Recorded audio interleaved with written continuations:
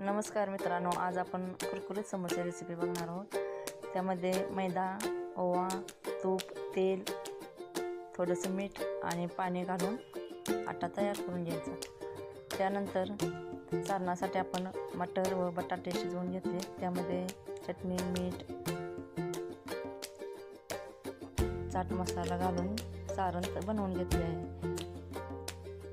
जिरे, बडीशेप आणि धने बारीक करून त्याचे वाटण करून घेतले व तेल टाकून कढईमध्ये तेल घेऊन त्यामध्ये ते बारीक केलेले वाटण घालून हळद घालून आपण स्मॅश केलेला बटाटा व मटर मिसळून गोळे करून पोळी लाटून घेऊया व त्यामध्ये कट मारून त्याचा कोन तयार करूया व ह्या कोनामध्ये सारण भरून पॅक करून घेऊया।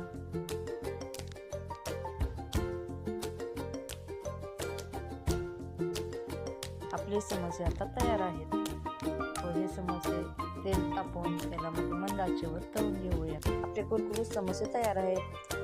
व्हिडिओ आवडला असल्यास लाईक करा, शेअर करा, सबस्क्राईब करा।